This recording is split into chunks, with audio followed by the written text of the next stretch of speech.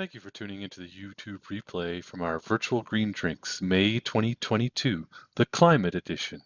We welcomed Julia Levin from Environmental Defense, Angela Keller-Herzog from Cafes Ottawa, and Marian Sikorsky, Climate Advocate. Enjoy the All replay. right, well, let's get rolling. Welcome everybody to Green Drinks May. I know it feels like July, but it really is just May. And this is the climate edition, so it's aptly timed. For those of you who don't know me, I am Nick Hebb with SmartNet Alliance. And the Alliance is a group of businesses and organizations who collaborate on projects and initiatives to accelerate Canada's transition to a sustainable economy. So for more information on SNA, please consult our website, and I'll put a link into chat shortly. And be sure to check out our membership page as well, where you can learn all about our different members. And I'll put that into the chat box shortly here as well. So we're super excited to welcome three incredible leaders who are working in the battle against climate change tonight. As we can see from recent temperatures, the planet is getting a lot warmer. There's lots going on both nationally and locally to help curb this climate change. And tonight, our three speakers will highlight some of the work they're doing to prevent our planet from becoming too warm. So joining us tonight, we have Julia Levin from Environmental Defense, Angela Keller-Herzog from Cafes Ottawa, and Marian Sikorsky, who's a climate advocate. And please add your questions into the chat box during each session. We'll do a Q&A after each presentation. So first up, we have Julia Levin, and she's the National Climate Program Manager over at Environmental Defense. Julia obtained a Bachelor of Science in Adult Education and Community Development from the Ontario Institute for Studies in Education. In her current role with Environmental Defense, she works to advocate climate action at the federal level. She has previously worked with both Greenpeace Canada and Oceana Canada. And Julia has been organizing around climate justice for over a decade.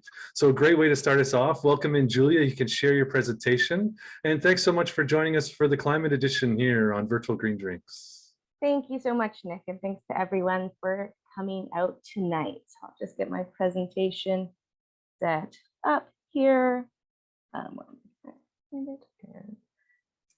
Looking great. Fantastic. So as Nick said, I work with Environmental Defense on federal climate policy. So I'll just give a quick overview of environmental defense, and I'll step back and take a look at Canada's track record when it comes to climate action at the federal level.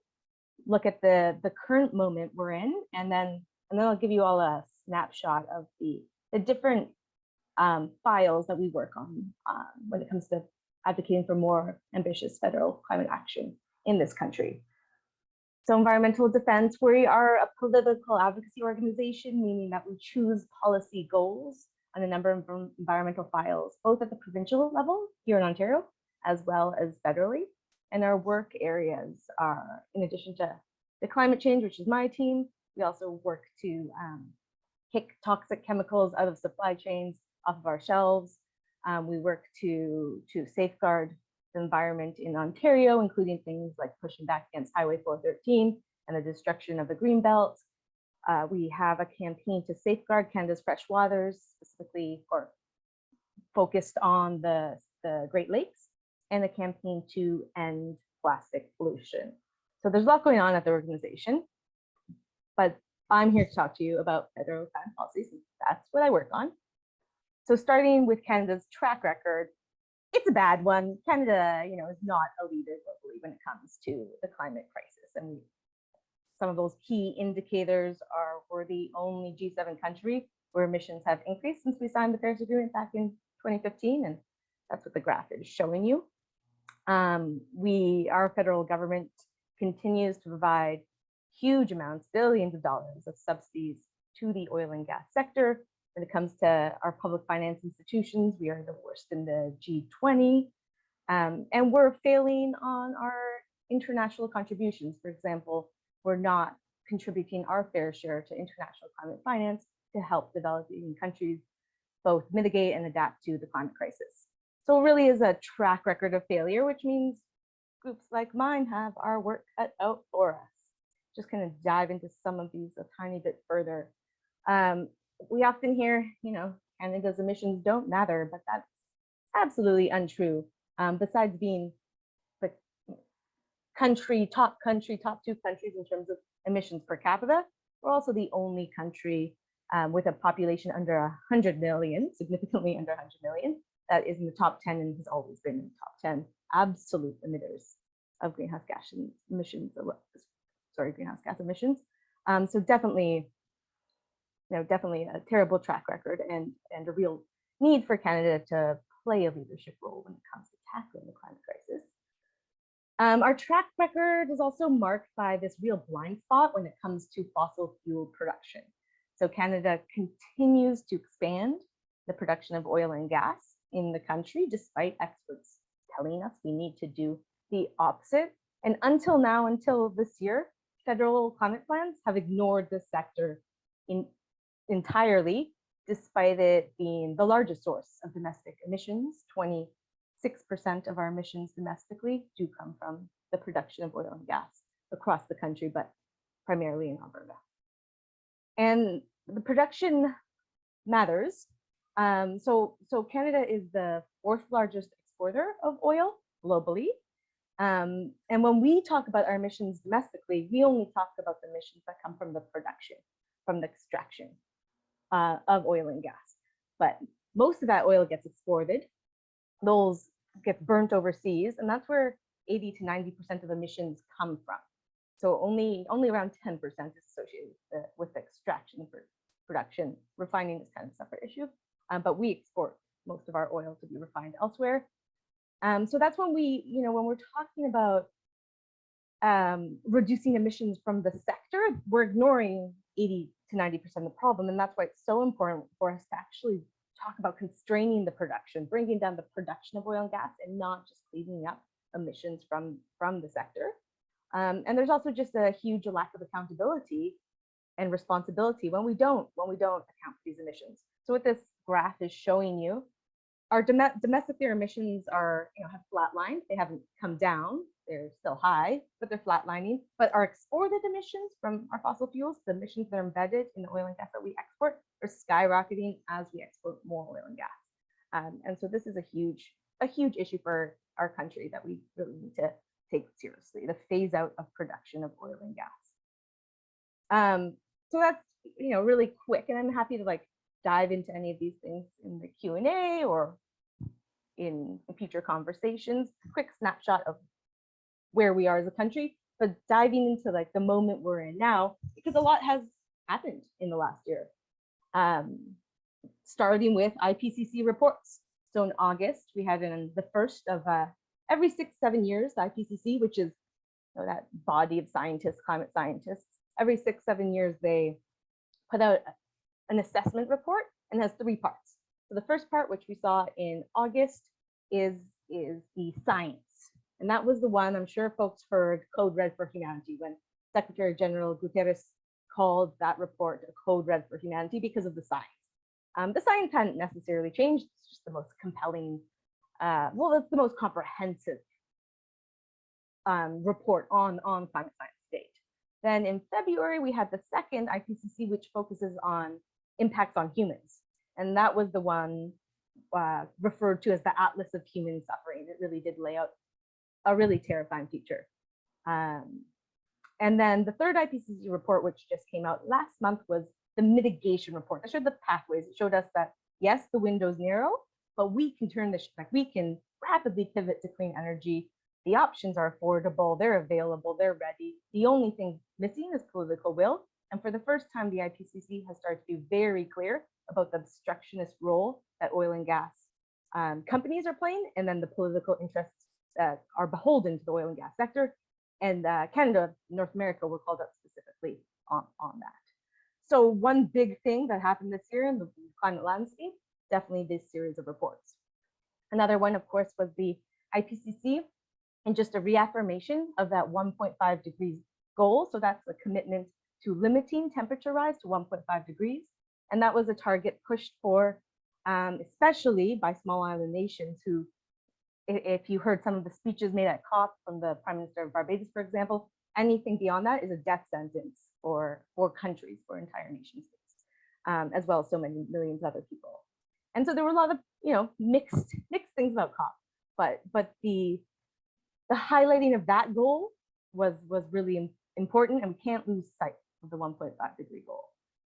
At COP, in the election and at COP, we also had a commitment from Justin Trudeau to cap oil and gas sector emissions today and ensure they decrease. So, you know, I was just saying a couple minutes ago that federal climate plans in Canada have always ignored the oil and gas sector.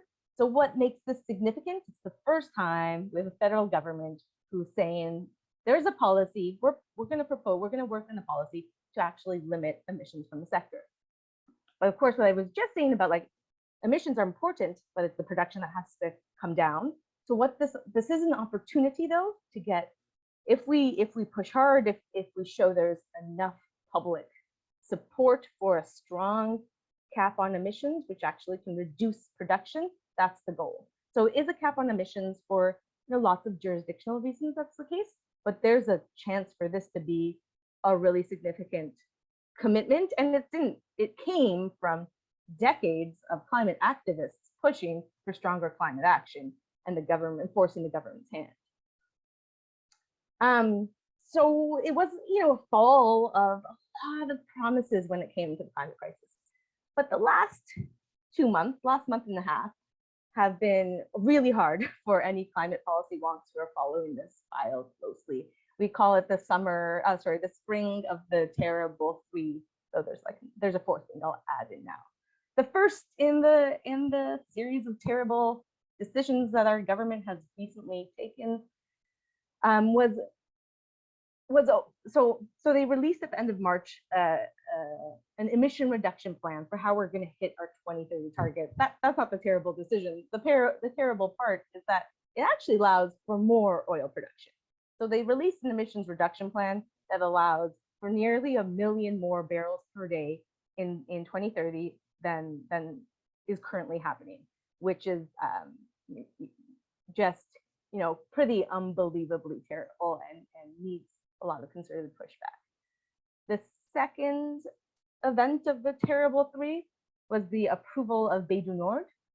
Bay du Nord is an offshore oil project that the proponent is Equinor, the Norwegian company, state-owned company. It would be Canada's first deepwater oil project at 1,200 meters.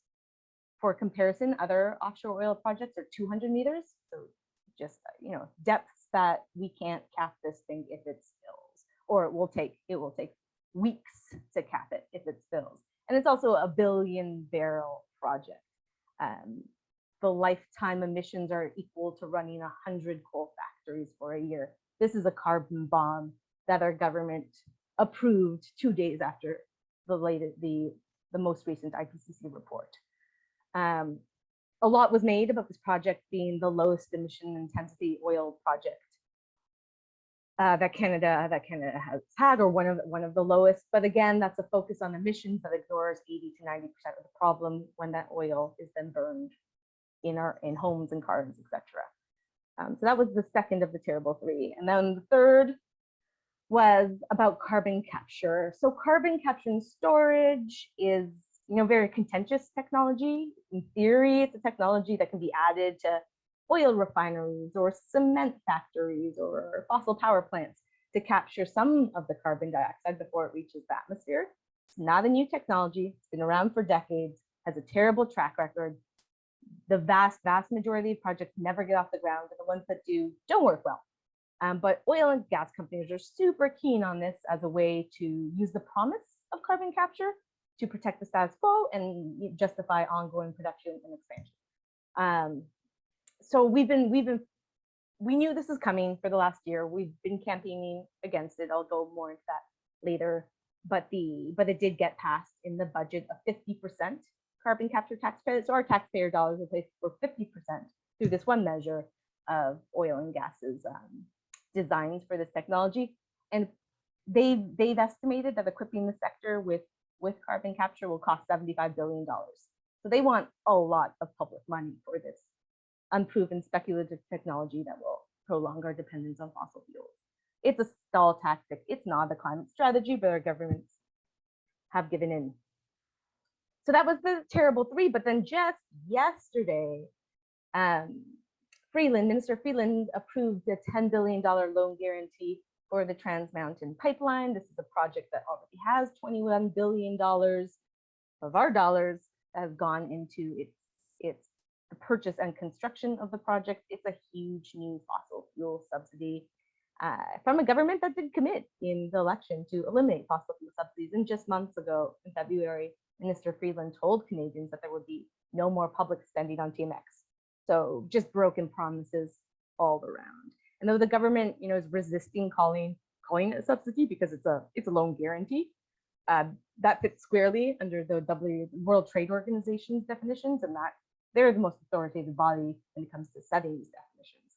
So don't let government folks tell you this is not a subsidy. It clearly is.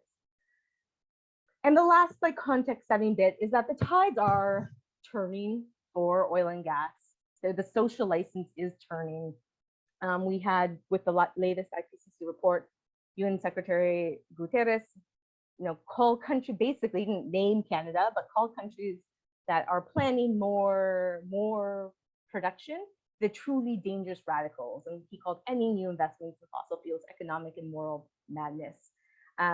Words that clearly apply to the spring of decisions that have come from this government. So we clearly have our work cut out for us.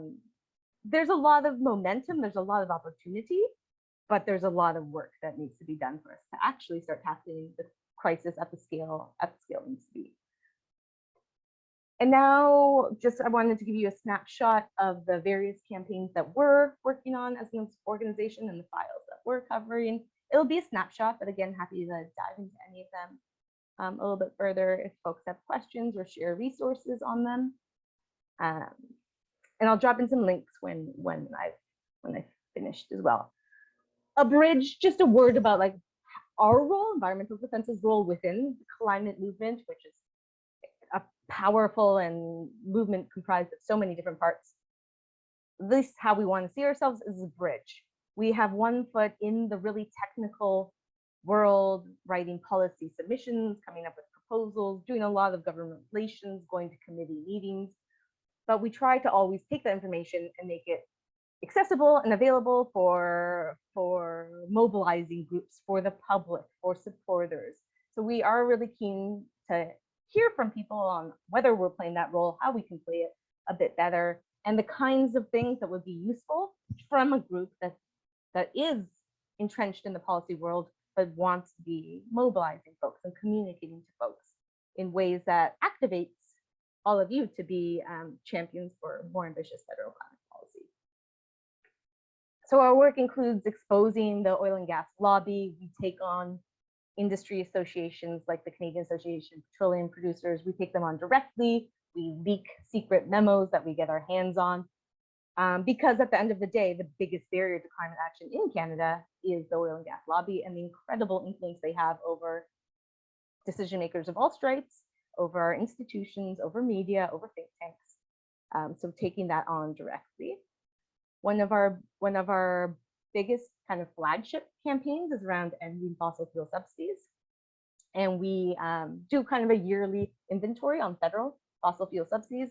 So in 2020, we put out an inventory that looked at, last year we put out an inventory looking at 2020 that found that there were $18 billion in subsidies and supports announced for the oil and gas sector. That's 1 year, $18 billion in 1 year. You can juxtapose that to the climate plan that was just announced. That's something like $9 billion, but over 7 years, not that 1 year. So it's an incredible amount of fossil fuel subsidies. And then part of this campaign is zeroing in on the biggest culprits, which in Canada is our Export Credit Agency, Export Development Canada. They, on average, give out about $13 billion in public financing to mostly domestic oil and gas companies, even though they are an export credit agency each year. So we have campaigns to really put the pressure on the government, on Export Development Canada, to end subsidies and redirect the support to climate solutions and the just energy transition.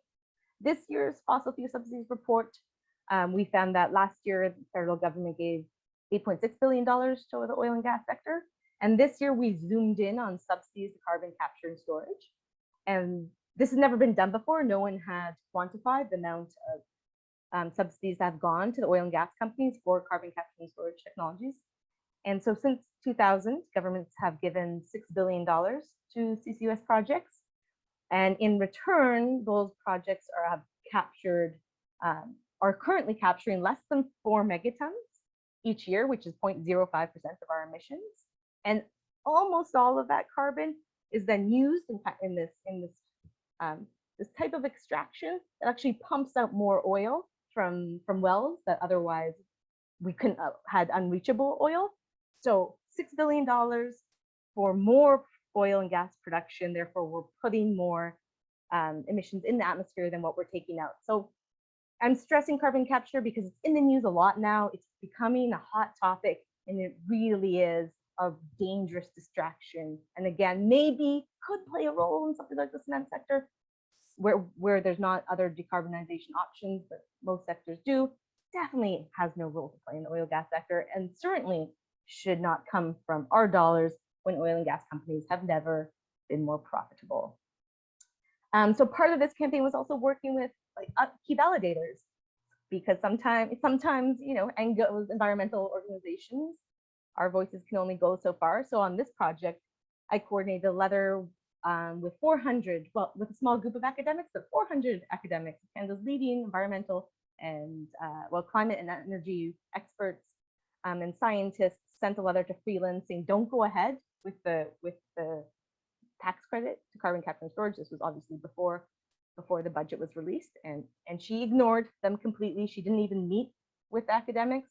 This from a government that meets constantly with the oil and gas sector. So that's part of our work.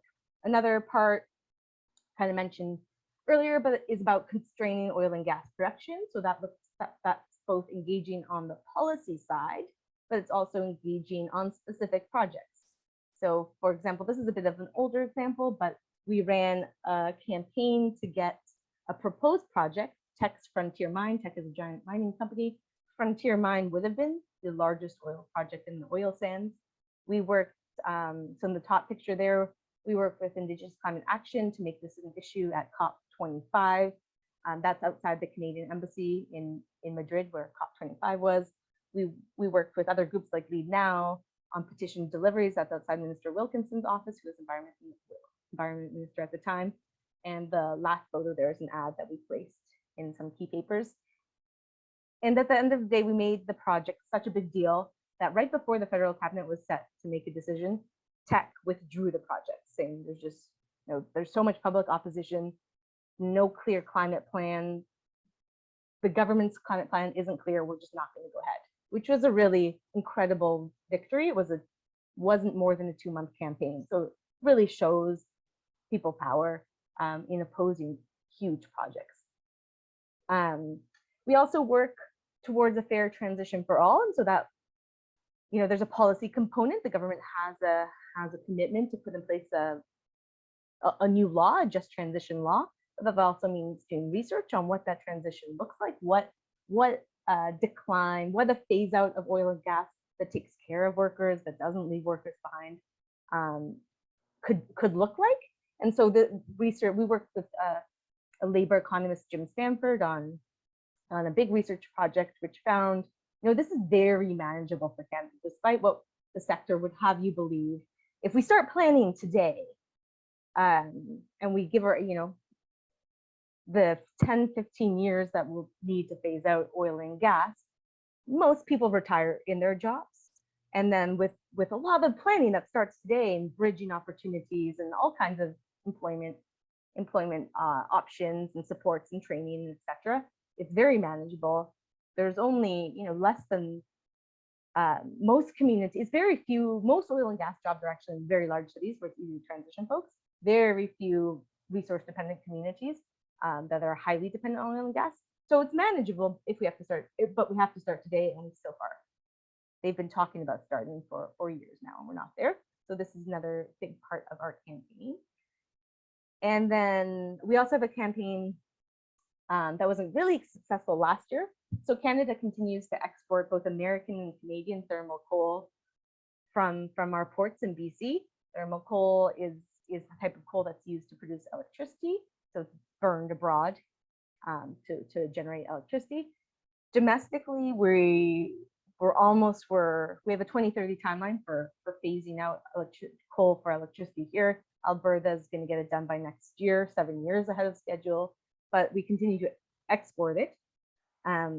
So we work with a coalition of groups. Here in this photo, we have some folks from the Canadian Association of Petroleum, Canadian Association of Physicians for the Environment with us, and we were doing petition delivery outside the Prime Minister's office during COP.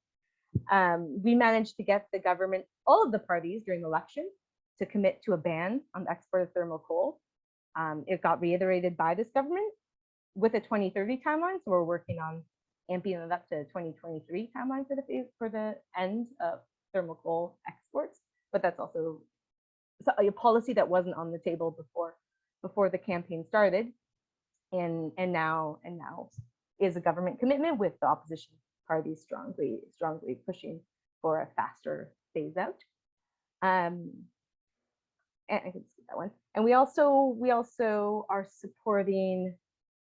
Now it's a private member's bill that was introduced by Elizabeth May, but in the last government it was a private member's bill from Lenore Zan with Ingrid Waldron, a bill that would finally, Canada has no strategy to confront and address environmental racism.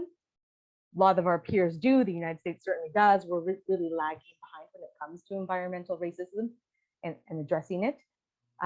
So we've been working to support both that previous bill, but this time it has the support of the government, so it's likely to pass really quickly, but helping it get across the finish line. And I've thrown lots of information at you, so I'm just going to leave this here. These are our goals for the next year or so. But I'll end it there, and I'm excited for your questions. I'll stop sharing too, actually. Yeah, thanks so much, Julia. Great presentation. Wow, really informative. Some sobering things there. You sort of surprised that we don't hear about some of that stuff more on the mainstream media, but no, and funny, the Liberals, right? They want to talk a lot about it, but they'll talk and then obviously go do different things behind closed doors, which is what we're seeing, right? Talking out of one side of the mouth. I've got a few questions from the audience, and I've got a couple from myself as well, so let's run through. Rosalind's wondering, what's the best, most effective way to protest? There isn't a single best, most effective way to protest. I mean, for sure, it depends on what you're trying to get done. I'd say for anything, the most important thing is being thoughtful about your strategy. What is it you are trying to achieve? Who do you have on your side to work with you? Fleshing out, like, who is my target? Who can make a decision that will make me meet my goal? How do I move them? Is it sometimes it's if it's a minister, it can be a demonstration outside their office. It can be working with people that they respond to and that they're movable by. And I'd say it's always important to have a diversity of tactics. It's super important on any single issue that you have kind of the spectrum of different kinds of pressure that the government's feeling. Super important on any issue. We have power as an organization because the government knows that we have supporters who are willing to put their votes behind climate policy, who trust us when we tell them if the policy is good or not, and we'll act on that accordingly. But it only comes from people power. So I'd say as long as you're organizing, as long as you're doing something, everything is really, really impactful, even when it might not seem that way. I know everyone's tired of signing petitions, but sometimes those petitions are actually how we make important change. Yeah, I'm all along those lines. I'm always wondering, do petitions have any effect at all? I mean, I know you just touched on it, but yeah, do you find that they are having an effect out there? I'd say that shouldn't be people's only way that they're engaging with policy change, for sure. There are organizing with one's community is definitely more important, but organizations like mine depend on people also signing petitions. If I can get 20,000 petition signatures on one policy, that policy is a way better chance of getting implemented. A lot of the wins I just went through, petition signatories were actually a big part of that. Yeah, no, that's great to hear, right? Is that sort of, it doesn't always feel that way when you're signing a petition, but and later we're going to hear about some local activism with Cafes Ottawa, but great to hear that those numbers do add up eventually for you folks as well. Deborah's wondering, she would like to hear you talk a bit more about climate change related platforms of the various parties competing in the Ontario election. I know that's a bit more Ontario focused, but did you want to just touch on that? We've got an upcoming election in Ontario in a few weeks. Yeah, I should have briefed myself on the Ontario campaigns. I'll drop a resource in the chat from my Ontario counterparts, but the federal landscape has me very busy. The tool, we as a nonpartisan group, usually we come up with tools to help people understand climate plans and what they should be looking for and what to look out for. So I'll drop that Ontario specific tool in the chat. Great, thanks so much. Got a couple of this here, but here's one for me. I'm wondering, what is the number one thing that the federal government can do to help emissions? Is it just completely divesting in oil and gas? Is there one particular project? Is this getting out of the pipeline, selling that and banging that? What would be the one thing, if you could wake up tomorrow and whisper in Justin Trudeau's ear and have that one of those wishes? What would be the one thing you would tell him to go do? So many wishes, and ending all of the public finance and all the subsidies to oil and gas, because that's the gateway to all the private financing, and most of these projects aren't sustainable without it. So ending fossil fuel subsidies and public financing. Yeah, great. Fiona had a little bit of a longer question. Fiona, did you want to come on the mic and ask that? Maybe just raise your hand if you did. It's a little bit of a longer one. I wanted to ask you about the net zero 2050 pledges. We get those all the time, right? There's tons and tons and tons. Give us a few words. Is that soon enough? Are those kind of empty pledges? And then we'll get Fiona in for her question after that. Yeah, I'd be really wary of any net zero by 2050 pledge. First, the timeline is not the kind of timeline we're talking about. We're talking about having our emissions this decade in 8 years. That's kind of the eye on the prize. And also a lot of those commitments are really ripe with greenwashing, whether that be this thing called offsets, where I continue polluting and just pay someone else somewhere else not to pollute. And they're really full of issues, those schemes.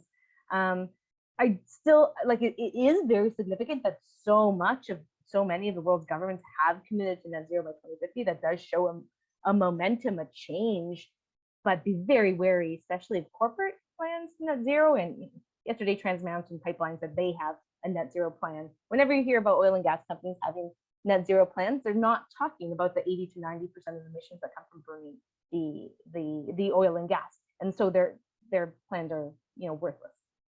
Yeah, no, buyer beware on that one. Let's bring in Fiona now for her question. It was a little bit of a longer one, so wanted to get her to, you should be able to unmute now, Fiona.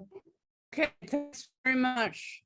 I've been following the whole just transition issue for a long time now, big supporter. And I know that Environmental Defense and the Council of Canadians and Lead Now and many other organizations have done a lot of work because they're very focused on the potential of a federal Just Transitions Act, which the Liberals promised us in the federal election. And because of that, I was listening to some of the webinars that the Pearson Center put out during their, they have a sort of week of webinars on all kinds of issues.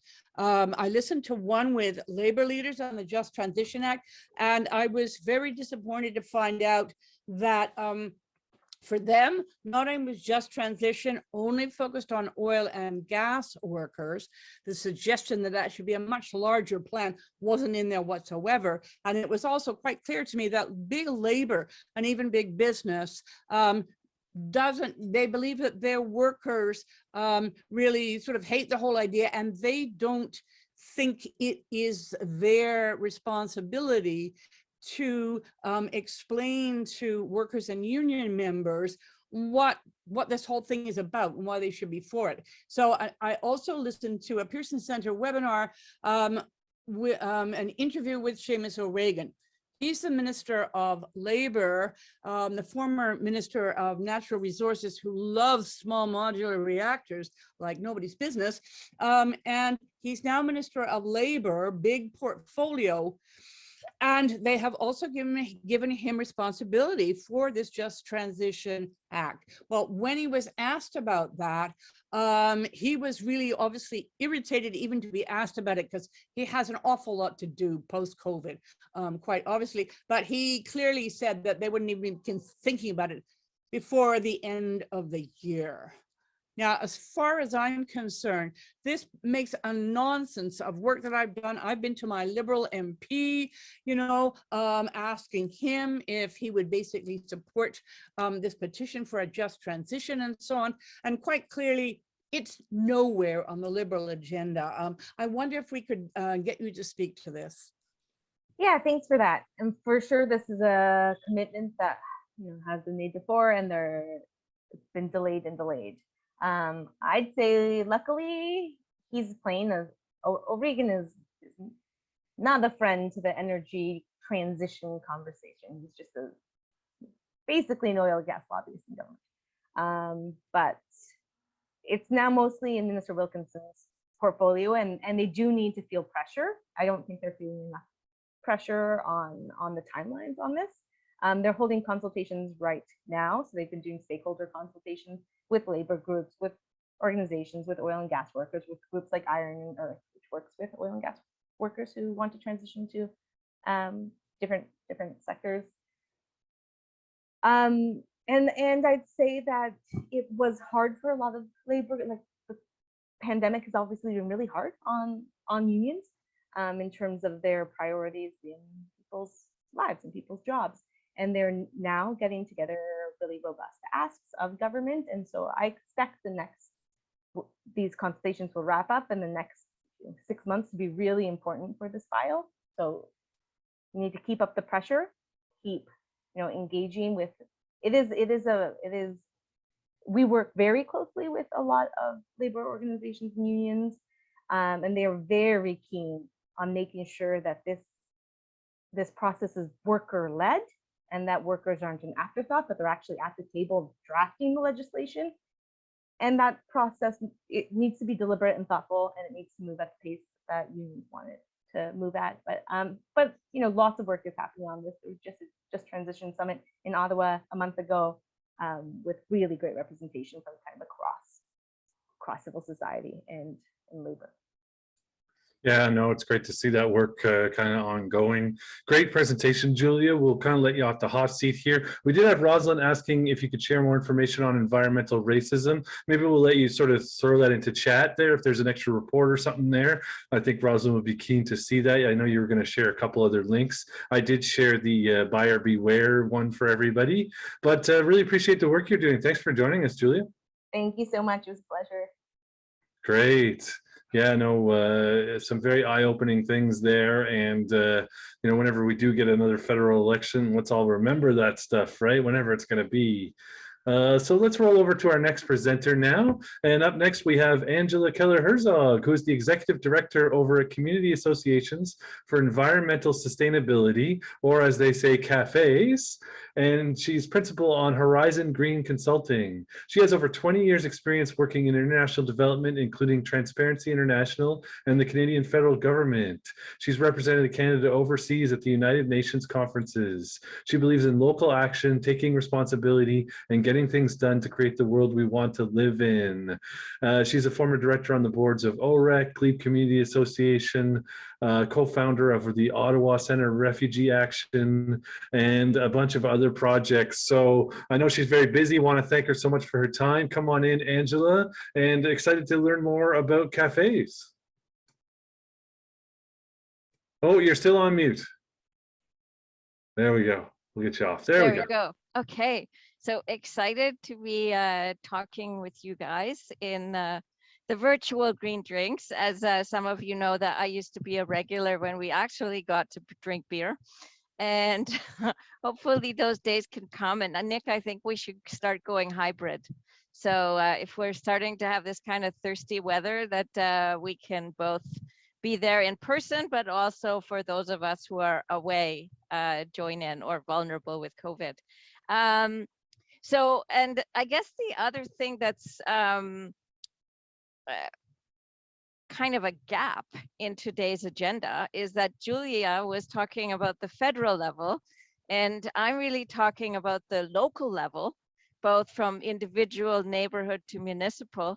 But we have, of course, a provincial election right on our doorstep. So, Julia, I know environmental defense for Ontario does a lot of good work too. So I would really encourage everybody to look at that information, okay, which is kind of like the meat in the sandwich for today, right? So cafes, I've entitled my presentation for you guys today as at the intersection of Ottawa's individual and collective climate action. And as I go on, it'll become clear to you why. So who are we? Who is CAFES? CAFES stands for Community Associations for Environmental Sustainability. It was founded actually in 2010, so we've been around as a forum for over 10 years. And it's basically a network to exchange and engage amongst ourselves, and also then to monitor the City of Ottawa on environmental issues. Our members, and of course, yes, we're trying to build. Our membership includes reps from urban, suburban, and rural communities. That's important. And the network currently has over 200 people from over 50 different community associations and citizens associations. So what we do, our mandate is one of those three-pronged things. So we seek to promote local and neighborhood actions. So this would be right in your community, like invasive species management in local parks, helping people regrow canopy, looking at tree mapping, and we've had plastics initiatives, all kinds of things at very local neighborhood level. And then we strive to be an effective advocacy network that monitors and holds to account the policies and environmental performance of the City of Ottawa. So the same way that Julia and environmental defense are on top of all these files in terms of what's happening and what's the proportion of what and which are the balls for us to keep our eyes on. We try to do that work at the local level. And then thirdly, and not to be underestimated, we seek to build community by connecting people. And I think, Nick, you call that the power of network. I think that many of us, we enjoy learning, we enjoy problem solving. We like to understand what is best practice in other places. And by having a peer group to work together on this shared enterprise, that's what makes it fun and gives us momentum. So Greta Thunberg, bless her heart, has, I guess, recognized that these international conferences can only do so much. And we understand that the real climate impacts are always at local level, right? Because that is where the emissions take place. So we want to keep an eye on what's happening here in Ottawa. And my presentation, because Nick wants to make this the climate edition, so I'm mostly focusing on climate. Cafes also does a lot of work on canopy and tree issues and green space. And we also do quite a lot of work in the waste area, although I'd love to have even more and get into circular economy type stuff. But when it comes to the climate watch, Ottawa has targets, their community targets and municipal corporate targets. Those were established only in January 2020. There are required annual emissions reports. And this is actually one of the big achievements of the Cafes Network. Through our advocacy, we spent about 3 years hounding them and not letting go, saying, no, no, no, like reporting every 4 or 5 years is not good enough. For us to have accountability of a council and an administration, we need to have more frequent data. And if we're going to manage something, we need to measure it. So we think that the fact that we now have these annual inventories is very much due to our advocacy on this point. Supported at the time also by Ecology Ottawa, I should say. So you can see that for 2020, the emissions went down a bit. That was in part due to COVID. And then the earlier declines have a lot to do with the phase out of the gas plants that happened under the previous Liberal government, because a lot of the electricity, it's a provincial grid. So the question there is, what is the source? Is it fossil fuels or not? So with the Ford government now starting to buy and start up gas generated generation of power, those numbers are going to start reversing. In terms of our city, we don't have a huge amount of industrial capacity, as I'm sure most of you know, and the government does produce hot air, but that in itself is not all counted as greenhouse gases, although I guess we breathe out carbon dioxide. So our main polluting sectors for greenhouse gases are buildings and transportation, waste, and agriculture. Now, I think if we start going deeper in terms of methodology, I'm starting to see a lot of work on embodied carbon that has really been undercounted in these methodologies of how we build. And I think there's going to be a whole wave of knowledge that is going to question these methodologies. And in the same way that Julia was pointing out, that all this talk about emissions reductions, emissions intensity doesn't at all look at what then later happens to the oil, like it's burnt and combusted. And if that's done outside of Canada, that's huge for the planet, but doesn't get counted in the Canadian numbers. So the methodologies are, I think they are going to evolve. And also the public, I think, needs to start understanding these things better. These are emissions by sector and source. So a lot in Ottawa comes from natural gas, which is our heating in winter. So a big agenda is thermal heating of space and switching that over to electric from gas. And there's no sense in which gas is a transition fuel. We really need to get off it. In terms of, again, this is a fun diagram to look at because it kind of shows you the pathway. If you see the gray slope that we would have to follow to arrive at our target by 2050. And it's, again, we have that COVID year where economic activity and emissions went down, but it's going to be pretty obvious very, very soon that we're off this path. And the city has invested a lot of money in modeling this, and I think they're going to have to remodel before we know it. But you can see here that, again, the transportation is the orange. Waste is significant. These are the methane emissions coming from landfill and sewage.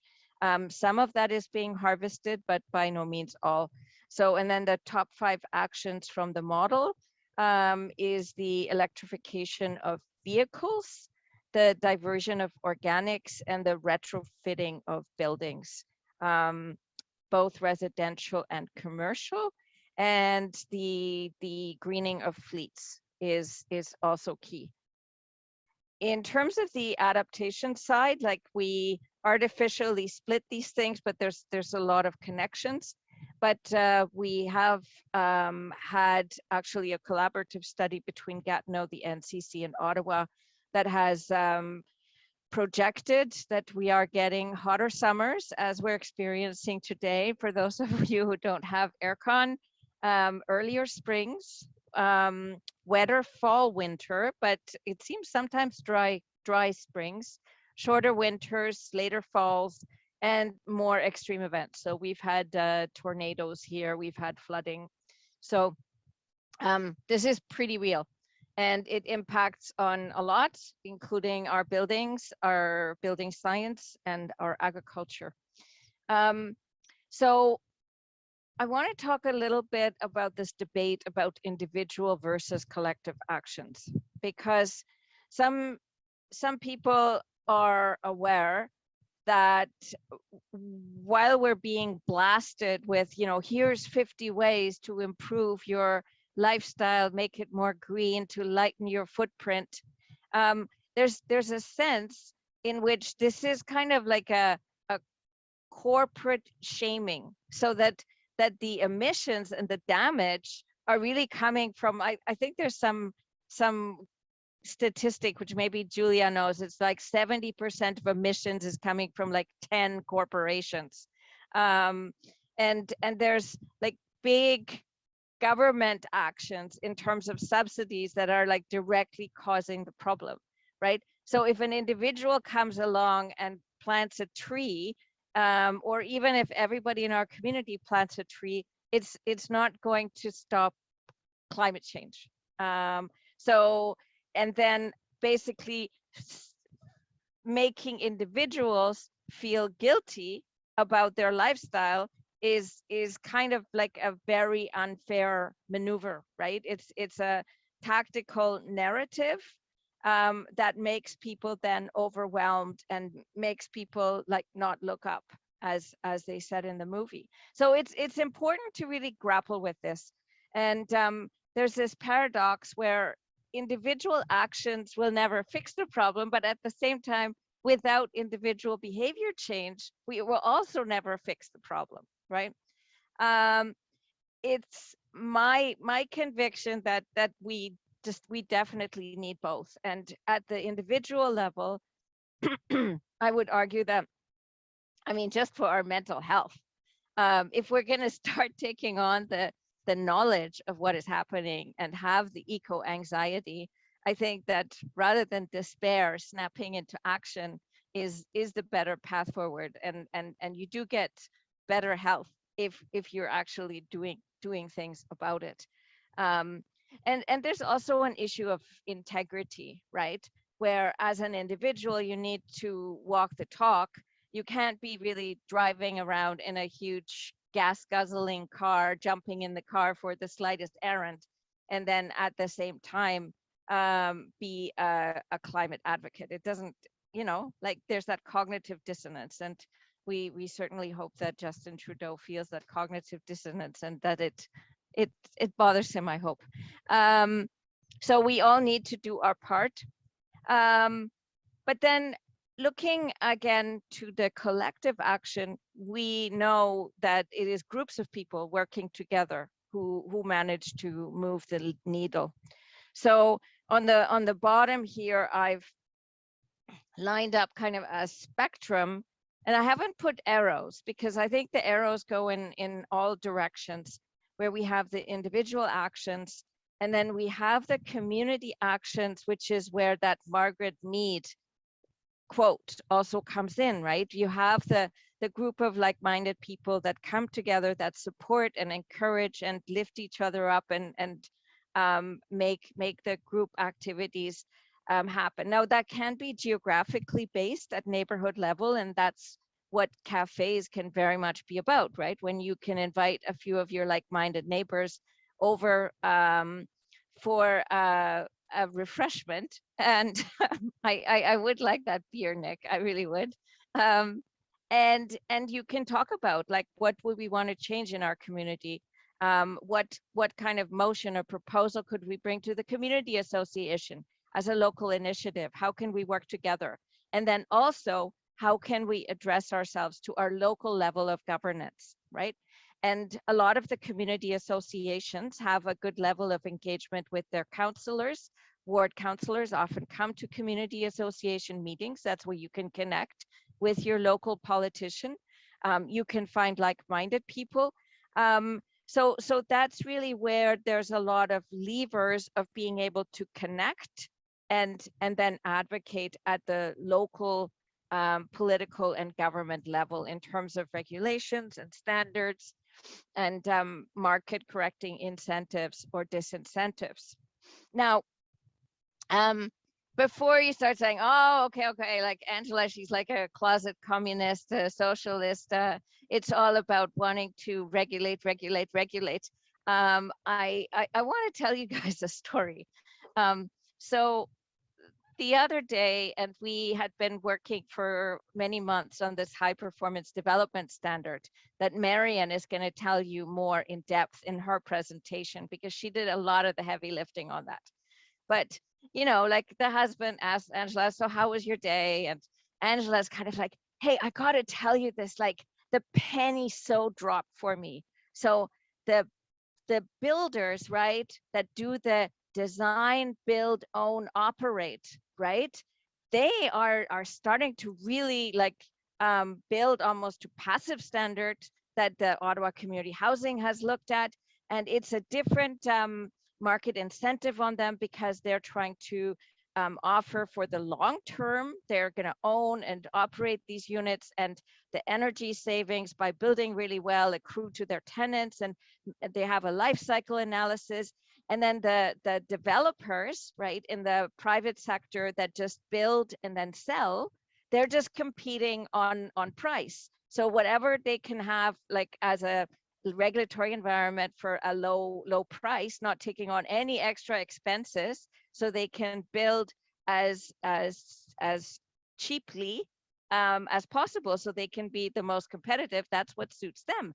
So there's a problem with that. And like, I'm just so seeing, dear husband, the penny drop that like we need better standards, and this will be good for everybody, because it's so much more expensive down the road to retrofit than if you build better.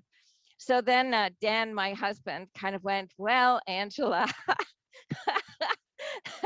you're not the first person that penny dropped. So we've had building codes since and I looked it up in the internet later. There's the Code of Hammurabi dating from 1700 before Christ. And I think in that building code, if the builder built something very deficient that collapsed and killed people, then the sentence was like death by being squished by heavy rocks. So it was very much an eye for an eye kind of a building code. But the point being for this this story is that in terms of advocating for the public interest and why these codes and regulations make sense, is we really do have much better collective outcomes. And that insight the Romans had, the Babylonians had, and hopefully the Ottawans can have. So what kind of advocacy does cafes do? Well, we ask questions like, is the city of Ottawa implementing our climate plan? Noting that it took us a long time to come up with this plan model document. We urge that things get not just delayed forever, but that there's an acceleration of being on the pathways which have taken a long time to map out. We regularly do a budget watch where we try to understand the almost impenetrable budget and track like how many human resources, how much capital spending is there, how much financial planning is there. And up to now, the city of Ottawa does not have any kind of a long-range financial plan to cover climate.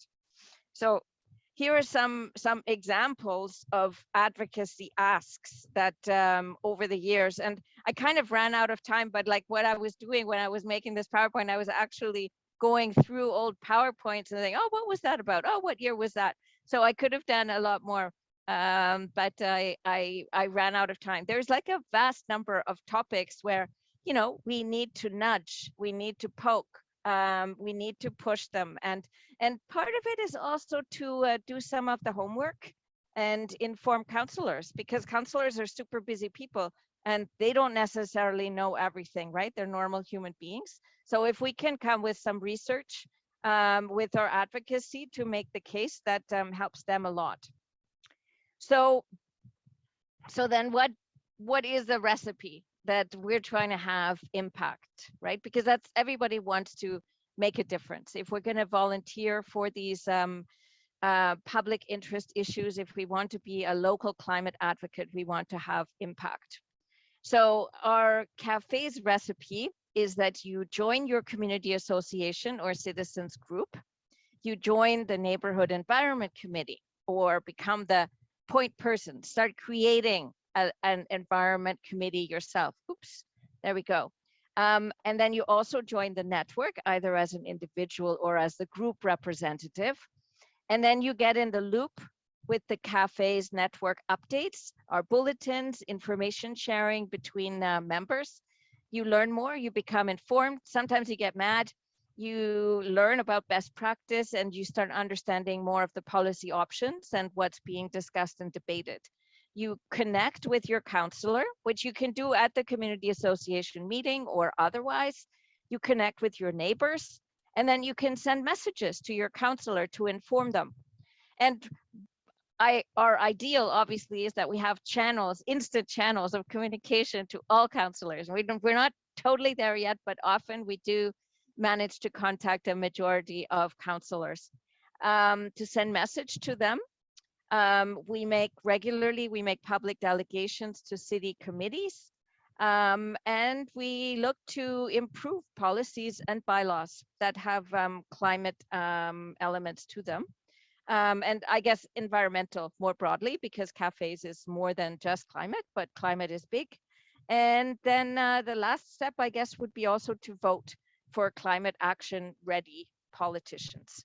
So I'm sorry, it's not a 3-step recipe, but I tried to map it out to make it clear.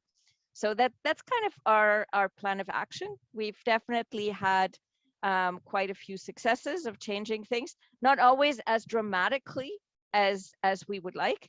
And we've also come to learn that sometimes persistence is part of the recipe for success. So you say something the first time and they start hearing you, and then you come back and they're like, oh yeah, I remember that. You add up some research, you say, hey, Toronto is much better than Ottawa. And they're like, oh, really? So yeah. So there are things we can do locally, and obviously it's a lot more tangible, like it's closer to us, and that's one of the things that I think our members like about cafes and local action. So I'll stop there, and I don't know if I'm in the right time frame, but maybe there are some questions that we have time for. Absolutely. Yeah. Thanks, Angela. Great presentation. Nice to hear about a lot of the work. Good to sort of go through the past there, all the way back to BC time there with the first building code law. Sure, some of our members will remember that building code, but no, that's great. Quite a good chat. Lots of stuff going on back and forth. Thanks to Julia for sharing a bunch of links as well. We did have a few questions, some sort of general questions, but I'll sort of go through them.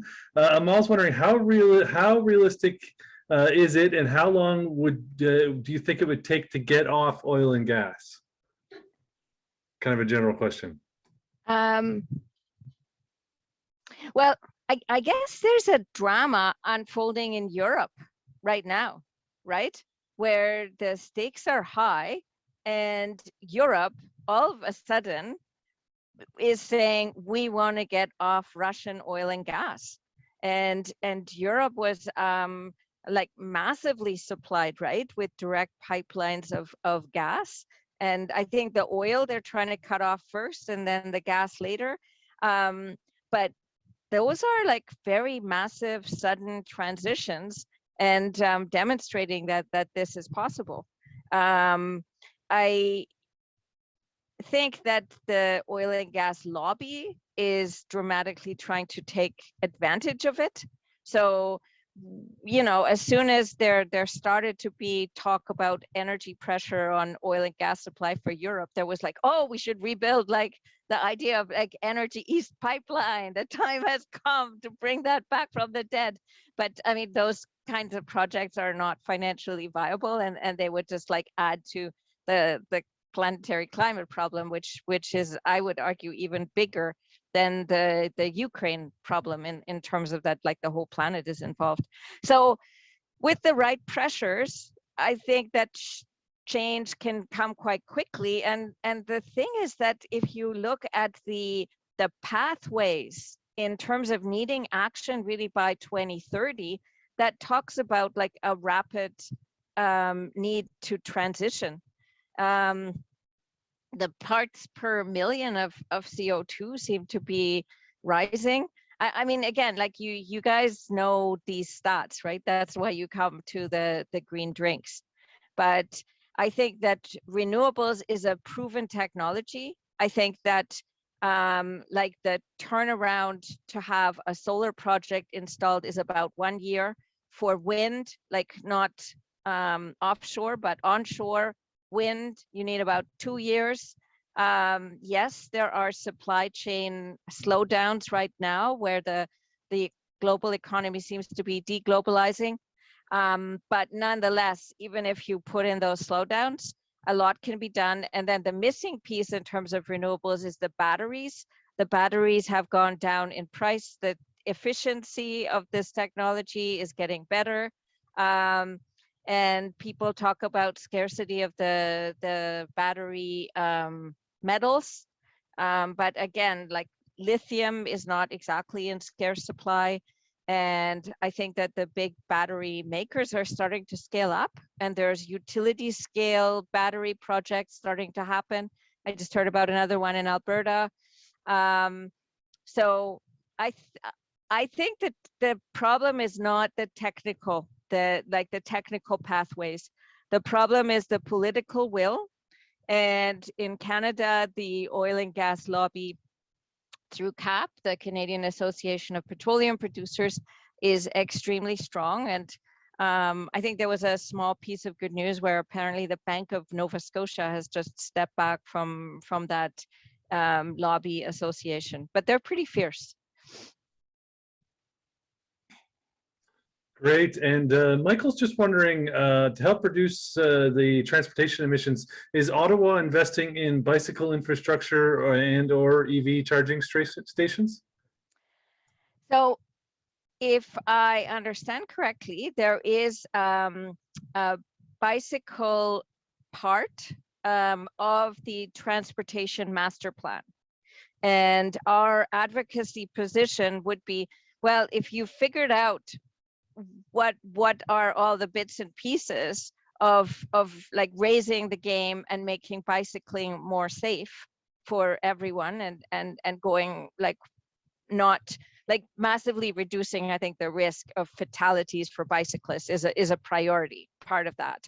So I think that they basically figured out plan A, and they're planning to implement it over time. And I think what they should do is they should like boom, accelerate the implementation of that, so that for many residents that don't necessarily feel safe riding the bike up and down Bronson Avenue, which is kind of an adventure, that there can be safe alternatives, and alternatives that don't suddenly stop.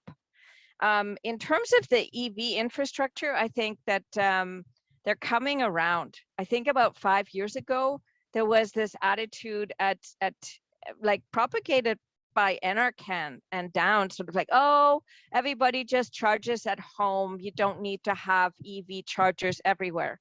But and Raymond Lurie is here. He can maybe speak to this as well. I think there has been a shift, and people understand that range anxiety is real, and people want to be able to charge up quick, and people want to be able to go on trips using their main vehicle for them or their family. So I think there's more and more coming. The city of Ottawa, as always, is quite laggard.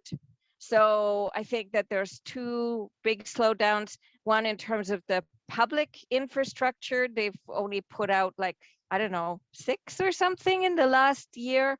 But more worryingly is in terms of, again, the standard that is being set in the high performance development standard. There was a real opportunity to make multi-unit residential buildings obligated to have EV charging when they build. So then the new tenants, they have the option, there is the facility, and it's so much cheaper to have that installation done from the get-go rather than later, like rewire and dig up the concrete to put in tubing and for the higher voltage.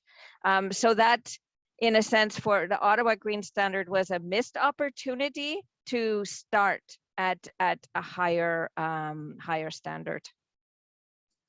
Yeah, absolutely. And we'll be talking a little bit about EVs and all the stuff going on in Ottawa at our next Green Drinks there, the EV experience. So for those folks that are kind of curious about it and want to learn more, we'll talk a little bit about some of the initiatives and obviously that project, which is hoping to get more folks in behind the wheel of an EV, right? Because if people can't test drive them, then how are they going to buy them, right? So that'll be a great session, June 9th. I'll put a link into chat for anybody who hasn't had a chance to sign up yet. Something I think we should do. I just have an ordinary bicycle, right, which is good for my health. But one time there was an EV testing at IKEA, and I got a chance to test ride an electric bicycle. And they're super fun to ride, just really fun. So if we can get our act together to find a space and offer a test ride for electric bicycles, I think that would be also great. Yeah, no, good point. And yeah, definitely a good question about the bicycle infrastructure. I bike around a lot. I find it's a great path network, but there's a lot of construction. Right now, Vincent Massey Park, you can't get through there. Down at the locks in the market, you can't get through there. You go along the experimental farm and there's construction there. So a lot could be done to kind of connect the bicycle paths a little bit better with signage and routes around the construction. So yeah, definitely, so some work's being done around the EVs and the bikes, but a lot left to do. Amal's wondering, not to put you on the hot seat, but what Canadian city is the greenest? Do you know? I think probably Vancouver takes the prize. But I think that on different dimensions, different cities shine. And there is a comparative exercise called the National Climate Leagues that's run by the the words escape me. The Al Gore people, they're called they've had the training, and it's like a whole international network of climate, the climate reality leaders, yeah. right? So it's a climate reality leaders offshoot project for Canada, and they do a comparative study based on over a dozen standardized indicators, and they compare cities. And you can see how some cities do better than others in different dimensions. Yeah, no, absolutely. So tell us a little bit more about cafes. How can folks get involved? Is it, I just shared a link in chat there to the website. Do folks just go on and sort of sign up for cafes? How do they become a member or part of the organization? Going to the website and signing up. That's one way to join the club. And then, as I tried to indicate on my recipe pathway, we would also really, you don't have to, you can just be a member of cafes, but we would really encourage you to join and say hi to your local community association. Sometimes the community association can feel a little clubby when you first show up because they all know each other, right?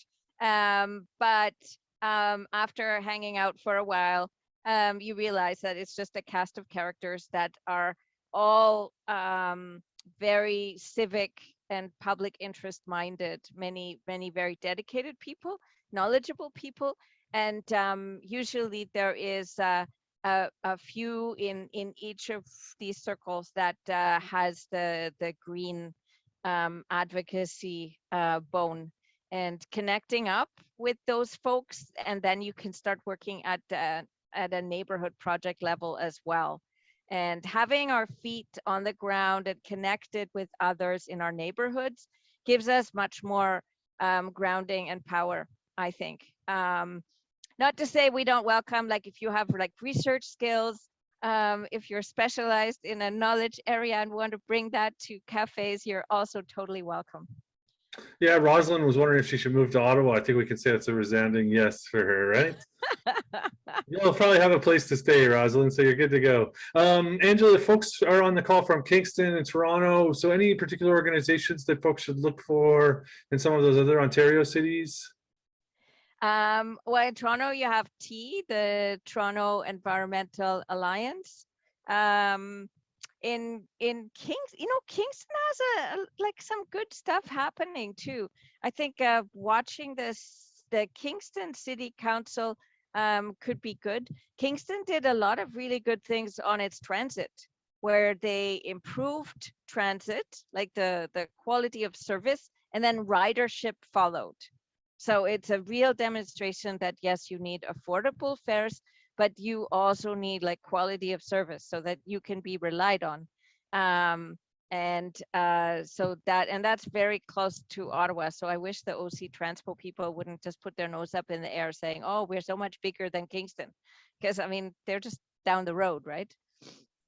Yeah, absolutely. No, great work you're doing with cafes, and we hope we get a few folks signing up and joining. Thanks so much for joining us. Really appreciate your time. Great photo there. I think that's probably down at the river right now. You can kind of get that sunset, so that's nice. I know cafes is also doing a lot of work around the high performance development standard. It's a new standard that Ottawa is getting. We've been sort of long waiting for this and long overdue, and Marion's going to talk a little bit about that next and some of the work that she's done kind of comparing the standard and where it falls down a little bit and get people in the know. So let's bring in Marion, who's an accomplished project manager and passionate environmental advocate. She currently calls Ottawa home. Originally from Germany, her work took her to 9 countries on 5 continents, affording her a varied international perspective. She managed projects for Reuters, the United Nations, the European Commission, in Southeast Asia and West Africa. Over the last few years, driven by a sense of urgency about the climate crisis, she pivoted to running environmental education programs in international schools where she inspires the next generation. Her current focus is climate action at the city level. And so we're happy to bring in Marion. Come on in. Thanks for being with us. And she's going to let us know a little bit about the high performance development standard. Excited for this presentation. Thanks for joining us, Marion. Thanks, Nick. Can you all see the screen? Yeah, looks great. Wonderful, great. I hope your glasses are still full. Thanks so much for having me, and also thanks to Julia and Angela for the great presentations. How are we doing for time, Nick? No problems for times. Your volume's a little bit low, so maybe just try to talk a little closer to your computer. But other than that, you're great on time. We can just go all the way through, and then I'm sure we'll have some Q&A. Perfect. Good. So as Nick mentioned, I will be talking about the HPDS, the High Performance Development Standard, or what could be easier called Ottawa's Green Building Standard. And it's been a long time in the making, indeed, just like you said, Nick. Now let's move the slide. Just a second. Here we go. There we are. So the importance of climate action at the city level. It's nice to talk to the converted here. So obviously you're all familiar with the need to limit the temperature increase to 1.5 degrees Celsius, the need to be net zero by 2050. And clearly also aware, at least after the last 2 presentations, that this is really the make or break decade. 2020 to 2030 is where we have to put the strategies and the infrastructure in place to get to net zero by 2050. Like Julia was also saying, sometimes I'm a little bit afraid when I read these lofty goals about getting to net zero by 2050, when really we're not doing enough right now to achieve that. You'll also be aware that the world's climate is nearing major tipping points. from the Amazon rainforest that is being deforested in terrible ways, to warning signs of a collapse of the Gulf Stream and other key Atlantic currents with catastrophic consequences. Once those tipping points are reached, they are irreversible in human timescales, and frankly, I find that pretty scary. So not surprisingly, the IPCC report that came out in February 22 that Julia already mentioned emphasizes the urgency of immediate and more ambitious action to address climate risks, and that half measures are no longer an option. And Antonio Guterres, who was also already mentioned earlier, went as far as saying delay means death. So that's really pretty dire. I find often the news focus tends to be on international and national events and sort of climate activities. But as also was mentioned earlier, climate action at the city level is really key, because globally cities account for about 70% of CO2 emissions. So a number of great cities have come together in organizations like C40 or the Global Covenant of Mayors for Climate and Energy.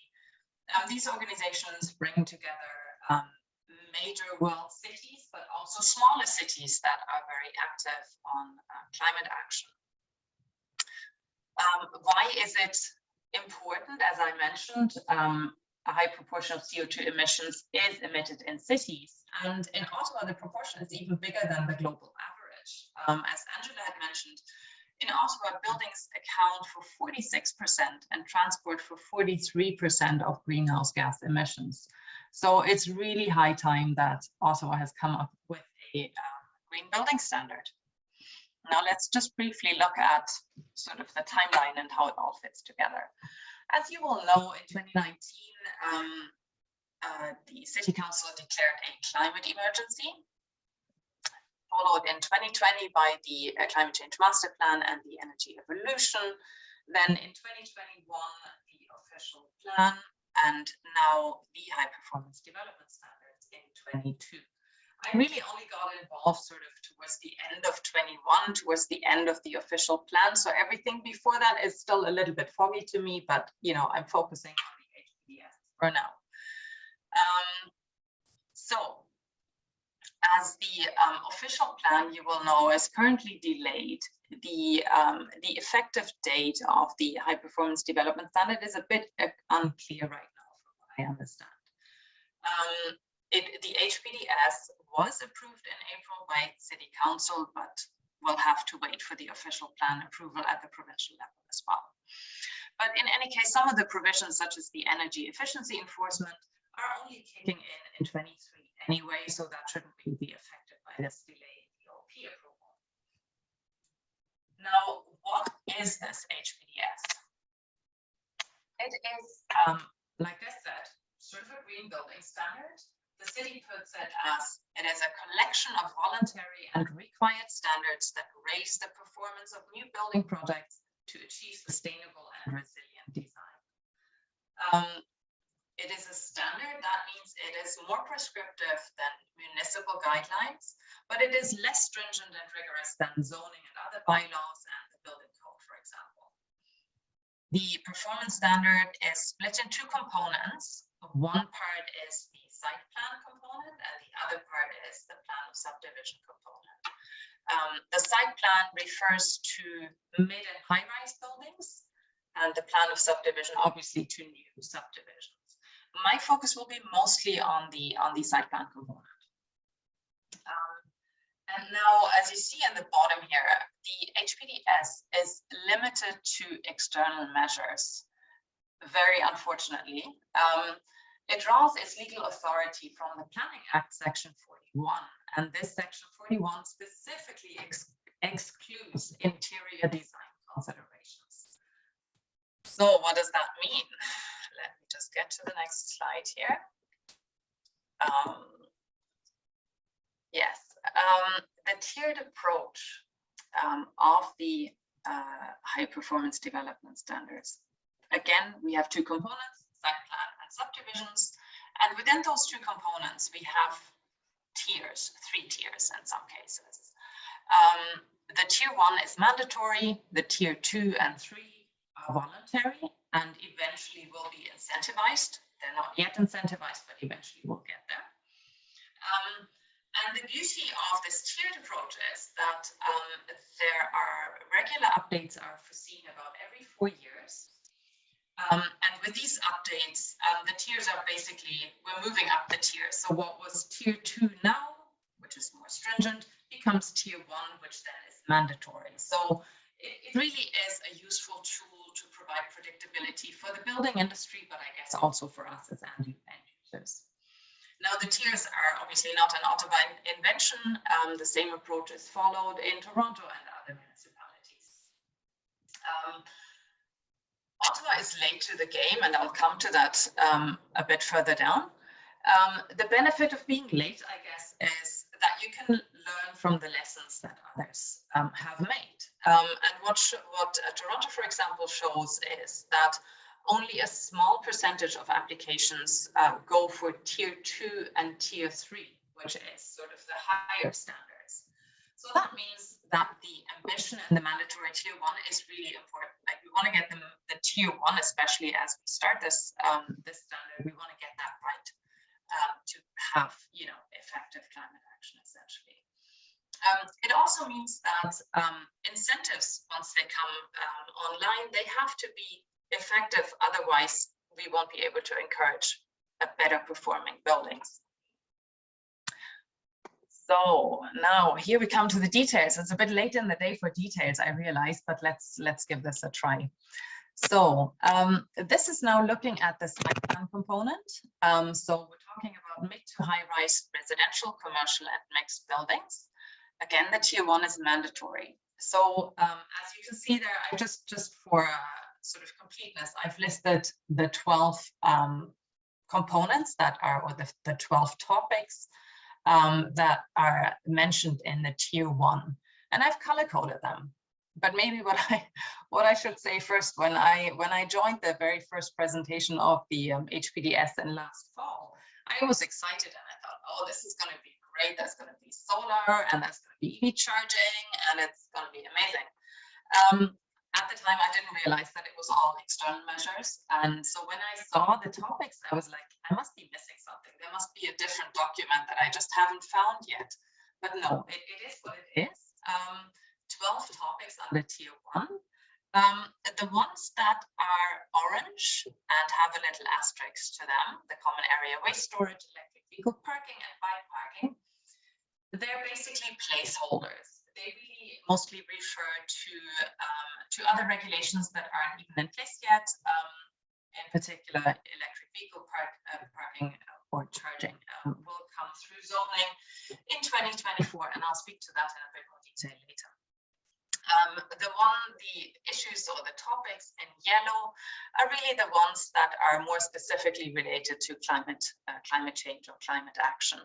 And then the other ones, which I will not go into any detail, are additional issues that are environmental concerns, but not primarily sort of climate change concerns. So to talk about the building energy efficiency, it requires builders to achieve energy efficiency targets by proper insulation. So since we're focusing on external measures, we can't say, oh, you have to have, you know, solar panels, or you have to have this or that HVAC equipment. The builders are able to achieve the targets also by internal measures, but it's not a prescription for internal measures. So without going into the specific details of the targets, the idea is broadly to achieve a 25% carbon emission reduction above the Ontario Building Code, the current version. And that's a good thing. Now looking at sustainable roofing. Now sustainable roofing is important because, for example, a green roof insulates. It means it's cooler in summer. It actually reduces heat gains up to 95%. And it's warmer in winter.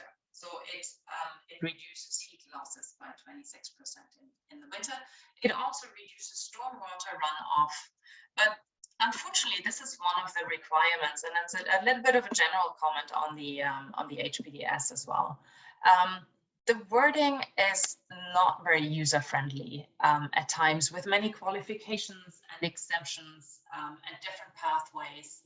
So all that to say that in summary, Ottawa's provisions on the sustainable roofing, as in other issues, lag behind Toronto's, which now requires 100% green solar or cool roofs.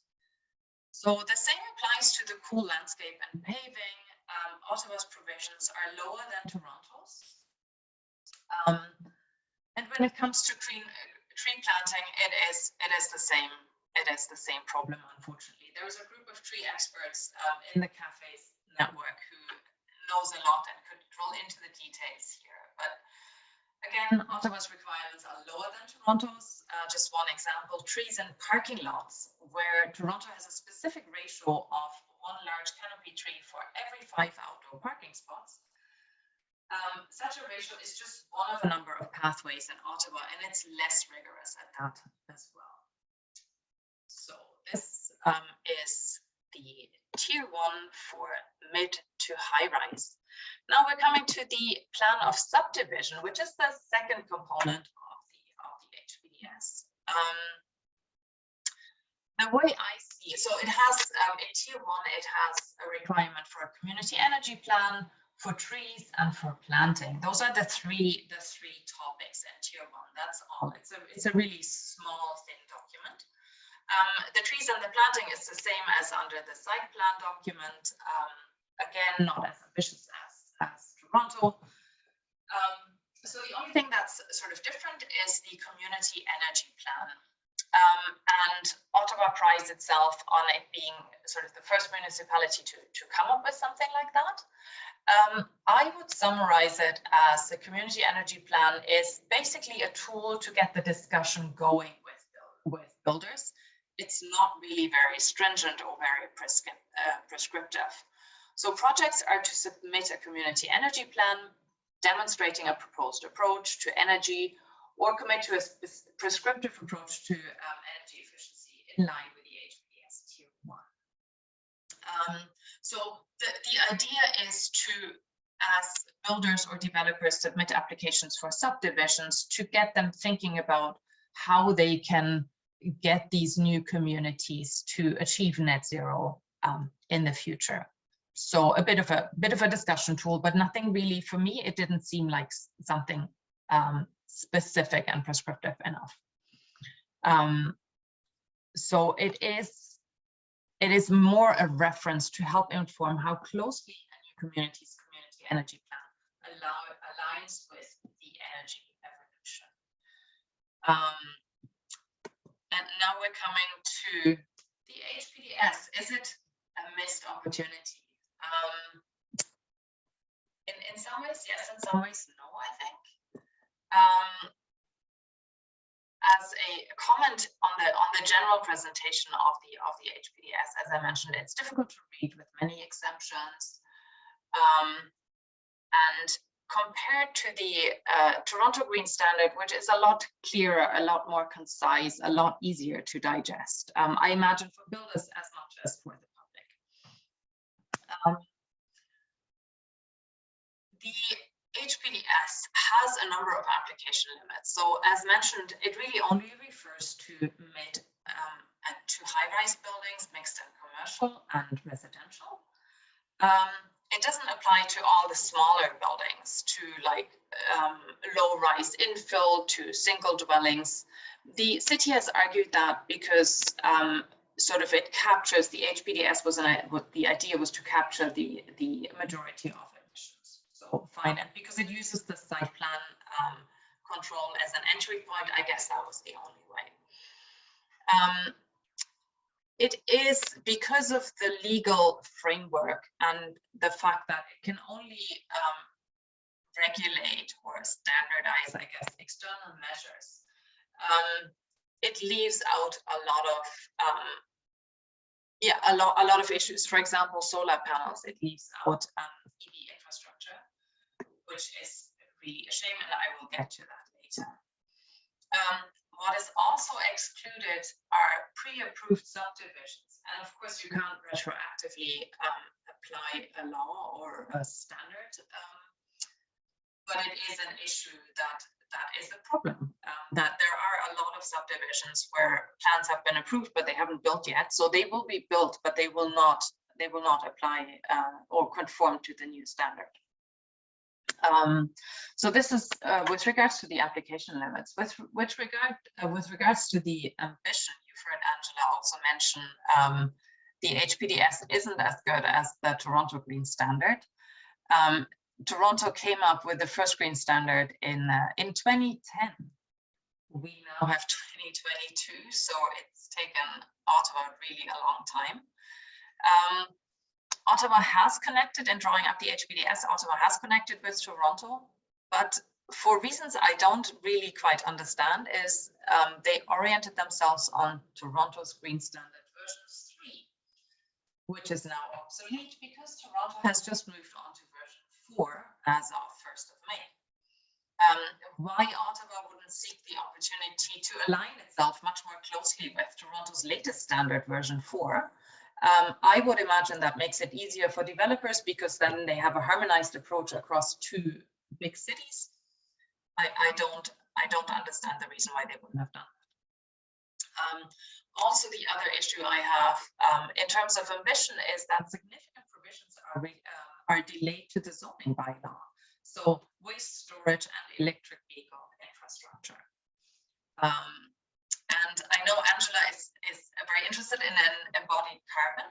Again, the Toronto Green Standard has provisions on embodied carbon, and the Ottawa standard doesn't. It's only an optional item under Tier 1, and other issues such as circularity or reusing material, sourcing of raw materials is entirely missing in the Ottawa standard, whereas Toronto has specific asks under their Tier 2.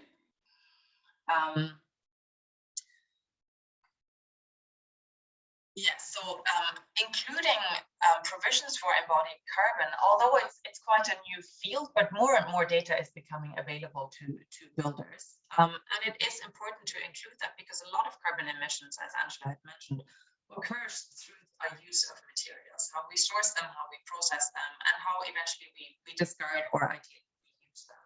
So I do see that as a bit of a missed opportunity not having included that. And now we come to other issues with the high performance development standards. Certain aspects such as the monitoring and enforcement isn't really even defined yet. So our incentives, they're not there yet. I guess it's good to get the standard on the way and out the door so that builders, developers can get used to it. But it's not a complete package yet. The monitoring and enforcement rules and the incentives are supposed to come in next year. Another problem is that the city has a shortage of bylaw officers and qualified staff, in particular with regards to the energy efficiency side of things. So monitoring and enforcement of the standard will be difficult in any case.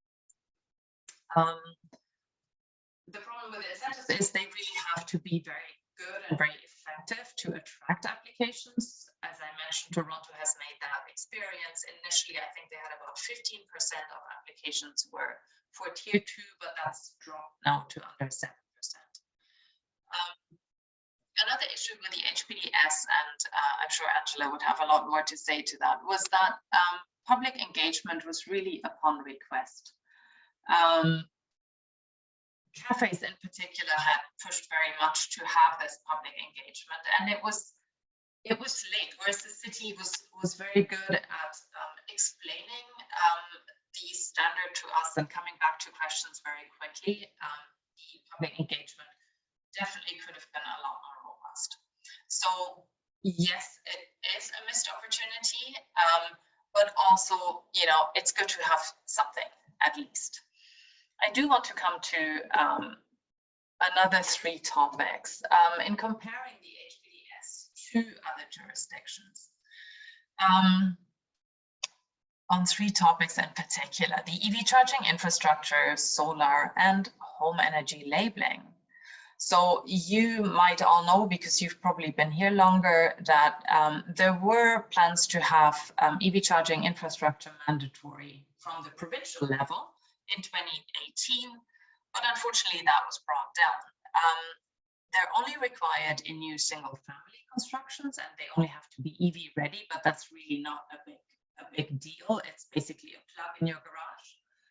But the regulation was not extended to multi-unit buildings. And that's really a problem. As I mentioned, there are no mandatory provisions in the HPDS. Site plan applications will now only be required to evaluate EV charging readiness and indicate a total number of EV ready spaces. So it's sort of really weak in the provision, and it's not a specific requirement. So it's basically more like a reporting requirement than anything else.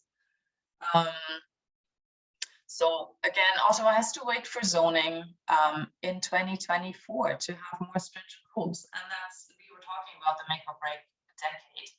That's halfway through the decade, and we still don't have rules for EV infrastructure. So that is shocking.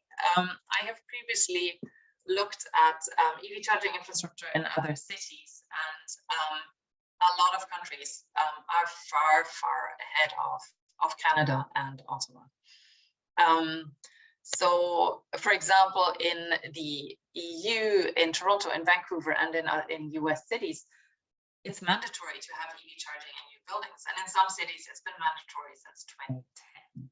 So again, here we are 12 years later, and eventually 14 years later by the time Ottawa will have a rule. So I've actually tried to find data on what the current situation is in Ottawa, like how are builders and developers approaching the situation. Are they putting in the pre-cabling anyway because they realize that is just the way to go, and it is so much cheaper doing it at the construction stage, or not because they don't have to?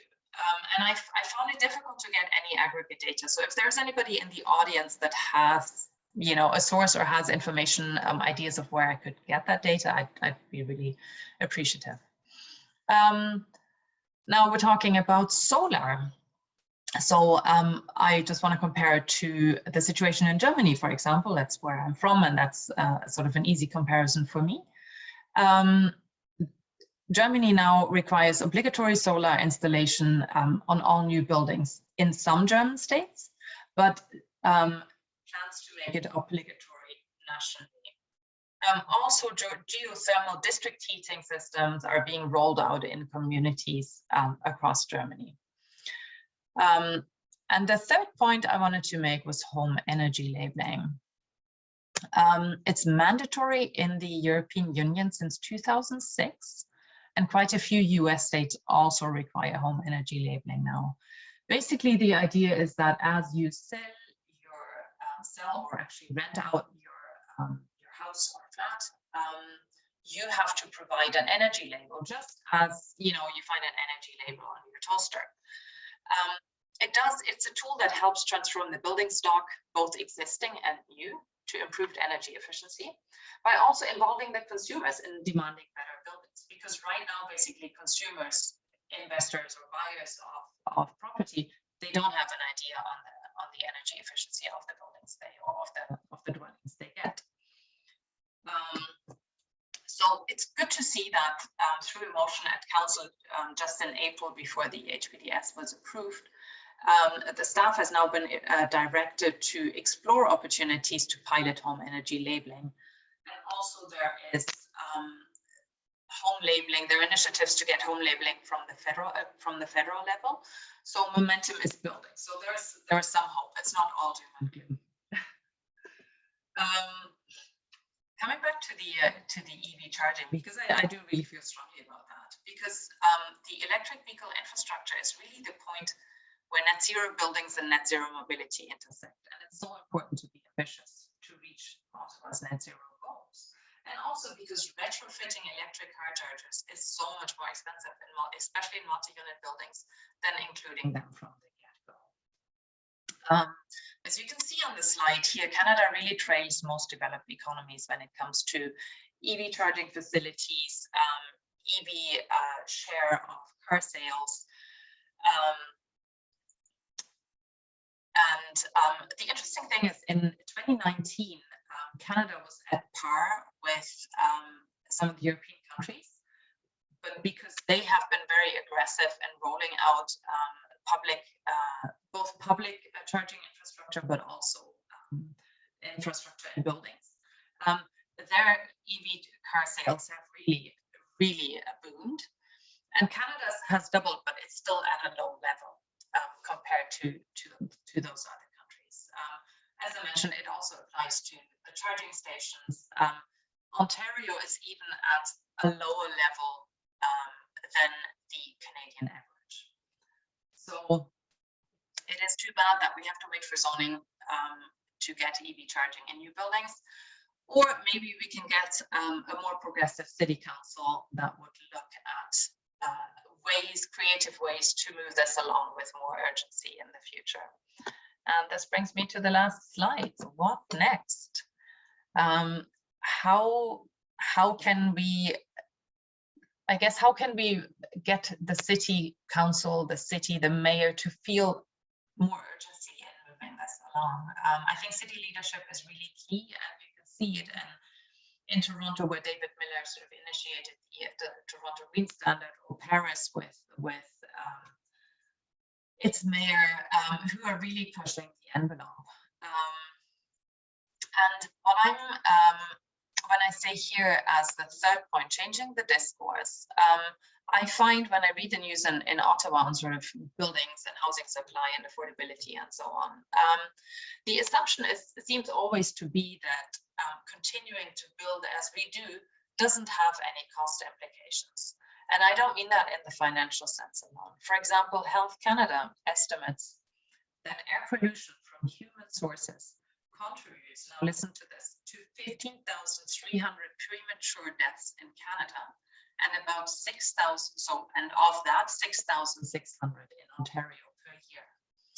But a more recent Harvard study puts the total Canadian number at more than double, at 34,000 premature deaths per year due to particulate matter from fossil fuel burning. And as we know, the burdens are not shared equally across different segments of the population.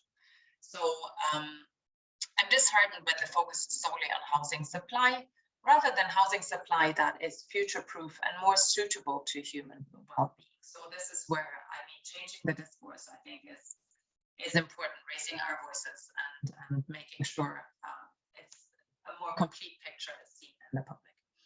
And that brings me to the end. Thank you so much for your attention. I'm happy to answer questions. Thanks, Marion. Yeah, appreciate that. Great to hear some of the work you've done on the standard. Yeah, definitely echo you with sort of being hard to read and kind of hard to find the fun stuff. When I read it, I was kind of, where's the renewable energy? Where's the solar? Where's the heat pumps and things like that? But it's there, but it's kind of hidden, right? Yeah. Someone's wondering, are you connected to David Miller, the former mayor of Toronto and the author of the book Solved, that focuses on cities to solve the climate? No, I'm not connected to him. I wish I was, but no. Maybe that's a good read for you there. We had a question about trees. Maybe we'll bring Angela in on this too, since I know she's big on the tree file. Mal's wondering, why does the city of Ottawa not plant trees everywhere? There are tons of streets and roads ready for a tree. So yeah, either Angela or Marion, any idea of why we're not planting more trees? I think the first in line answer that the city would give is it's a budgetary issue, that they're operating within constrained resources, that they have budget to plant so many trees per year and no more, and they give priority to sort of citizen demanded trees. So if you apply for the schoolyard greening project, that maybe gets priority. Some of the tree planting and hard surface in the street environment, the streets are a bit hostile towards trees with all the salt, for example, in winter. So to find ways where the tree is protected and has enough root soil volume, has space for its canopy, just with no overhead power lines. Sometimes it's hard to find that. And as Westboro residents would tell you, that with intensification, that has by and large taken priority over trees. Yeah, good points. Marion, Amal is saying relying on developers is not going to help. They do the minimum required. So thoughts on like the reliance on developers to sort of self-report there? Are we asking too much? Do we need something like a stricter enforcement policy from the standard? Yeah, I totally agree. I think just reporting on your ambition is not really enough at all. There should be specific requirements, and I think the city has been very soft on developers and sort of giving them a lot of time to get used to these new standards, and not necessarily putting the interests of citizens where they should be. Yeah, no, good points. A lot of good comments in chat. Not too many questions, but some great comments. Rosalind was sharing about Ithaca, New York, and we've got someone who was building a passive house but couldn't find a contractor. Well, you need to go on the SmartNet Alliance website because we've got quite a few members who are building passive there, Yvonne. We've got someone who shared a podcast. Thanks so much. Raymond was talking about the 100 amp versus 200 amp service. So that's kind of interesting. I don't know. Is that something that gets touched on the high performance development standard, the sort of amperage of service? Did you see that at all, Marion? Yes, and it was actually clarified through a motion in the last city council meeting that approved it, where and Raymond was very much involved in it, so it might be better if he explains. But basically, there is a need to move away from level 1 charging infrastructure because it's really too basic for multi-unit buildings, to move to level 2 and 3. But maybe Raymond would like to comment on that. Yeah, I unmuted him. Thanks, Marion. Yeah, so the question of 100 amp versus 200 amp is a separate issue. So I've talked to an electrician recently, like I said in the comment, that told me that he saw some new housing that's still with 100 amp circuits, which is a real problem because it makes it harder to put a charging station. Not impossible. If someone has issues, you could talk to me offline about that. But it makes it difficult to go to heat pump also and all that, right? So it makes it more difficult to decarbonize your house. For the charging levels, what the standard was saying is that it would permit level 1 under certain circumstances, and knowing how developers operate, every development would have magically fallen into that loophole, and would have resulted in new buildings having only level 1 charging, which is 120 volt charging, which is much slower than level 2, which is 240 volt. So we got a change done so that only level 2 is permitted, which will make a big difference in terms of flexibility for charging and all that. So that's the change we did there. Well done. Well, it's been a great conversation. I want to thank everybody so much. Thanks, Marion, for your great presentation. I think we kind of got through the questions there. I want to kind of open it up for a couple last comments. I know we've heard a lot of sort of, a bit of doom and gloom, not the best stats. So want to kind of go around to our panelists to share some good news stories. Maybe just share something in the last 6 months, maybe last year, even last week, that we can kind of say, okay, here's a good news story. Not sure if Julia's still with us. She may be. Oh, there we go. She's coming on. So Julia, I know we've got a lot of bad news stories. I know we had 4 there, but not to put you on the hot seat, but maybe just share with us like a good news story that you've heard over the last little bit around the climate. I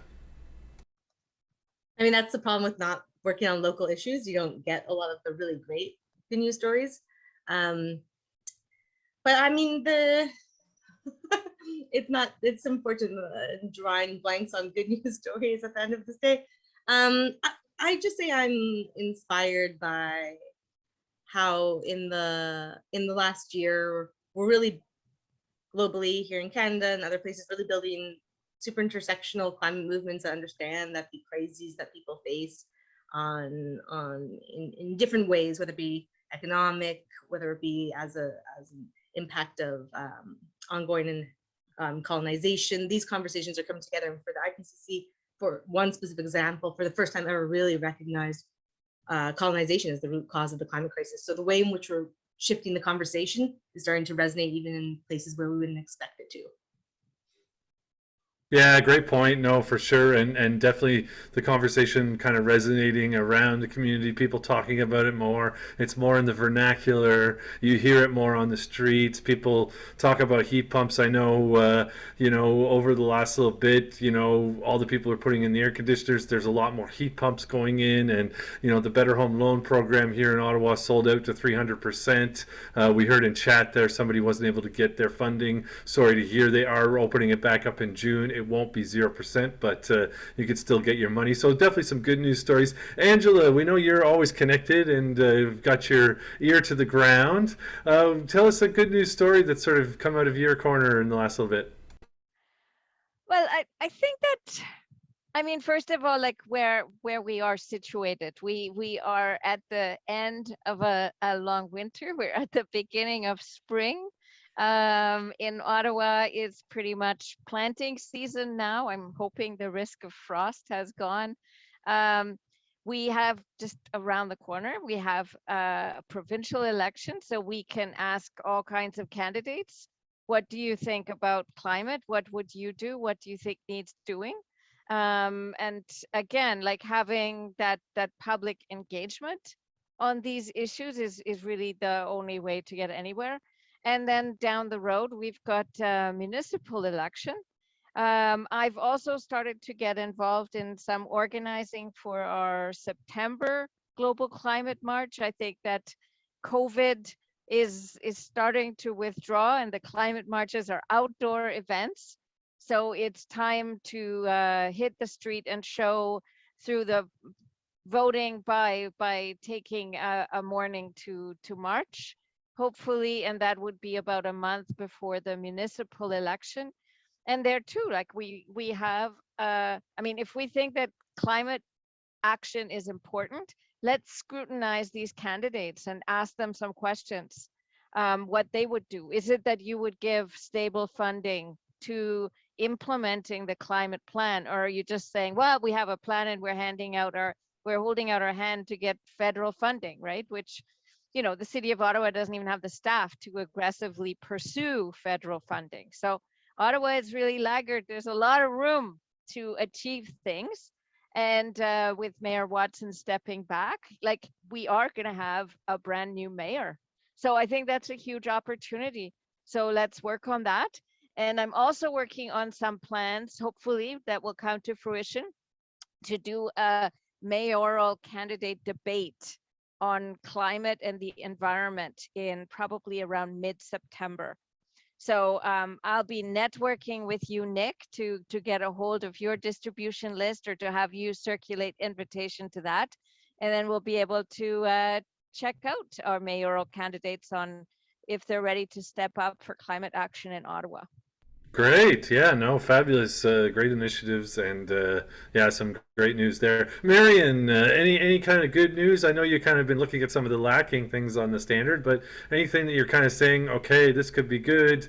We know we've got some builders in Ottawa who are already going above and beyond. Yeah, like any kind of good news story from that section from you? I mean, it is good. We do have builders that go above and beyond, and there are builders that are building passive houses, so that's fantastic. The city, actually, I didn't mention that in the presentation, the city is coming up with their own green building standards for the city buildings. But there are some net zero or some passive houses that have been built by the city for like public housing. So that's good. I was going to mention the elections as well, but Angela, you already brought that up. I think in a small way also the work that we did around the HPDS, the fact that, when I looked at the motions at the last meeting, those were issues that we had brought up. So the home energy labeling, sort of an extension of the application of the energy efficiency rules to slightly more buildings. it's not amazing, but at least it's something. And a clarification on the EV charging, which which is important. So I think that is positive. I have to be grateful for that. And I think for me personally, I mean, I only got involved in Ottawa in this work late last year. And, I found a great group of people with Angela and cafes and John Freeman, who isn't here today. And, that's been personally very satisfying to have that community of like-minded people. Yeah, absolutely. The community is a big part of it, and want to thank everybody so much for joining us tonight. Great to kind of build on the community. Want to thank everybody for their engagement into chat. Julia, thank you so much for the amazing work you're doing on the federal level. Angela, as always, a great colleague to have in the fight against this climate change, and Marion as well. Really appreciate your time to come and tell us about the work you're doing with the standard. We hope you get a few more members of cafes come along there, and thanks so much, everybody. I know that there's some sort of sobering facts and news as we kind of look at the climate change, but there's also reasons for hope, and hoping that we can push things ahead and create that literacy, create that that vernacular for people to talk about these things and push those issues out into the public. So once again, thanks everybody. Hopefully everybody can join us for Green Drinks June, and we'll be talking about the EV experience. There's one last link there for people to sign up, and we've also got our home retrofit webinar next week at this time. So if you are interested in home retrofit, I know we had a few people talking about the work they were doing at their home. There's the link for that one. So you've got a few webinars coming up, and there's obviously a lot more going on in the community. So I want to thank everybody again for joining us. My name is Nick at SmartNet Alliance, and we'll see you again soon for another virtual Green Drinks. Good night, everybody.